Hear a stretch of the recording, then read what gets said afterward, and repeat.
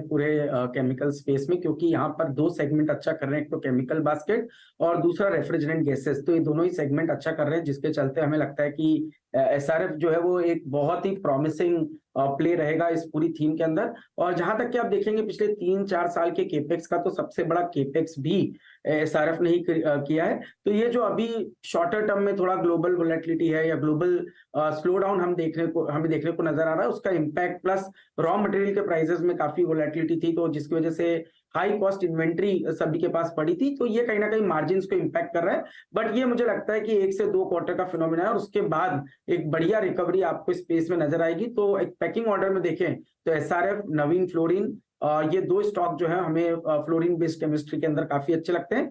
और टेक्निकली भी आप देखेंगे तो एसआरएफ कंटिन्यूसली एक हायर टॉप हायर बॉटम का स्ट्रक्चर बना रहा है। 2300 पे एक अच्छा सपोर्ट इस स्टॉक का बना हुआ है। ये लेवल अगर से स्टॉक होल्ड करता है तो आने वाले दिनों में 2550 तक की ट्रेजेक्ट्री एसआरएफ में नजर आएगी। हालांकि मोमेंटम प्लेयर्स के लिए मेरा मानना है थोड़ा सा ब्रेकआउट की जरूरत है, और वो ब्रेकआउट 2400 के ऊपर आता हुआ नजर आएगा। एसआरएफ और नवीन फ्लोरिन जैसे ट्रेड्स पर आपकी नजरें, और वहां पर एक अपॉर्चुनिटी क्लियरली तेजी की बन रही है। अच्छा, आपको याद होगा कुछ हफ्ते पहले हमने टीटागढ़ वैगन्स के मैनेजमेंट से बात की थी और बहुत बड़े रेलवे के ऑर्डर्स इनके हाथ लग रहे थे।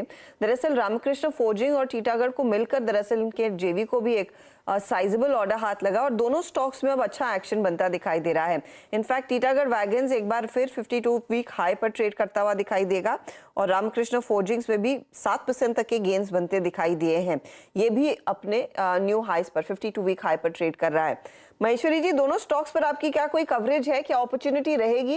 क्योंकि टीटागढ़ ने तो हमें क्लियरली इंडिकेट किया था कि बड़े ऑर्डर्स जो रेलवे के लिए मिले हैं उससे ज्यादा मौके अब ग्लोबल फुटप्रिंट पर भी इनके बनते हुए दिखाई देंगे। तो होपफुली कंपनियां कंसोर्शियम्स में ही सही लेकिन इंटरनेशनल ऑर्डर्स के लिए भी बिड करेंगी।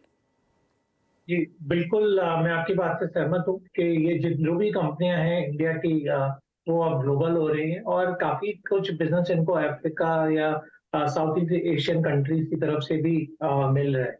पहली बात ये। दूसरी बात ये कि क्योंकि आज जैसे हम देखते हैं आरबीएनएल है जो पहले एक इंडियन कंपनी थी, वो भी ग्लोबल हो रही है। तो जैसे जहां जहां उनको और इंडियन कंपनीज के इंडियन गवर्नमेंट के थ्रू भी जो ऑर्डर आते हैं तो उन्हें बैक टू बैक इन कंपनीज के पास में भी ऑर्डर का फ्लो आता है क्योंकि वो इंडियन कंपनीज को ही प्रेफर करते हैं। तो मुझे इनफैक्ट टीटागढ़ वैगन अच्छा लगता है इस लेवल पर भी, पर लंबी अवधि के लिए स्टॉक पे नजर रखनी चाहिए शॉर्ट टर्म ट्रेडिंग की बजाय। लॉन्ग टर्म के लिए ही अच्छे ट्रेड्स ये साबित होते हुए दिखाई दे। हम देखिए 12 महीने में 164%, 165% तक के रिटर्न्स टीटागढ़ ने आपको कमा कर दिए हैं। चलिए अब बात करते हैं अगले हफ्ते के बड़े ट्रिगर्स की, और अगला हफ्ता दरअसल इंपॉर्टेंट रिजल्ट्स के लिहाज से ही रहेगा। याद रखिएगा 12 तारीख को टीसीएस के नतीजे आएंगे, फिर 13 को इन्फोसिस अपने नंबर्स पोस्ट करेगा और उसके बाद एक क्लियर कट लाइन लग जाएगी नतीजों की। 15 को एचडीएफसी बैंक है और बाकी स्टॉक्स की भी अपडेट्स पढ़ ही सकते हैं इस रिजल्ट्स कैलेंडर में। लेकिन क्या एक्सपेक्ट कर रहा है Q4 से भारतीय बाजार और लार्जली मार्केट के पार्टिसिपेंट्स? सुमित हमारे साथ है। सुमित ने आज एक डिटेल्ड कॉन्वर्सेशन भी की है परीक्षा की